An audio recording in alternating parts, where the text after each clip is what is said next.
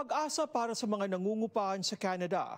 Inanunsyo ng Prime Minister ang mga bagong hakbang hindi lang para protektahan ng renters, kundi pati tulong sa pagbuo ng credit score nila. Ang detalye sa report ni Teresa Redula. Mga hakbang para protektahan ang mga umuupa at mga bagong paraan para matulungan silang bumili ng tahanan. Ito ang inanunsyo ni Prime Minister Justin Trudeau sa Vancouver Miyerkules. Renters matter. And young Canadians put a lot of their hard-earned money towards rent. We think that should count for a lot more. Tatlong hakbang ang inilatag ng Prime Minister at ng Minister of Finance.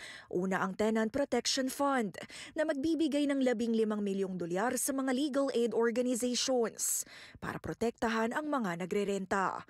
Plano rin ang pagbuo ng Canadian Renters Bill of Rights at ipapatupad ito sa bawat probinsya at teritoryo. It would create a nationwide standard for lease agreements, give renters a clear history of apartment pricing so they can bargain fairly. Nais rin ng Trudeau government na baguhin ang Canadian Mortgage Charter, kung saan pwede nang magamit ng mga nangungupahan ang pagbayad ng renta sa pagbuo ng kanilang credit. The fact that you pay your rent every month, which remember is a pretty significant amount of money, that payment and that demonstrated reliability that you've shown over months and years is taken into account when you apply for a mortgage. Pero tunay nga bang makatutulong ang paggamit ng rental payment history sa credit score para makamit ang pangarap na home ownership? This plays a very big role sa pagbili ng bahay.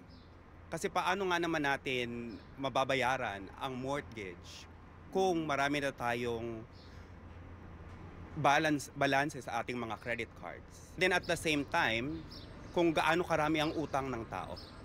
Right? So, isa rin yun sa mga balakid na sa pagbili ng bahay is kung gaano karami yung liabilities ng isang individual. Kailangan natin maging cautious sa ating mga expenses, finances as a whole. Ayon sa survey na isinagawa ng Rentals.ca at Urbanation kamakailan, umakyat sa 10.5% ang presyo ng renta kumpara noong nakaraang taon o tinatayang nasa $2,100 para sa isang apartment. Mahirap, not only na wala kang choice kundi magtrabaho kasi kundi wala kang babayad sa upa mo. That is only for renting. How much more if you actually desire to even have a house? Alam ko na kaya natin ng gumawa ng mga housing. The question is, who can afford it? Kasi hindi namin ma-afford. And I work in a profession where we're known to like earn money, but it's a dream for us. So how much more for other people na nasa school pa rin? Bahagi ang anunsyong ito sa Budget 2024 ng Ottawa na nakatakdang ihain sa April 16th ayon sa Finance Minister. Mas nakatutok ang budget ngayon sa mga mas nakababata.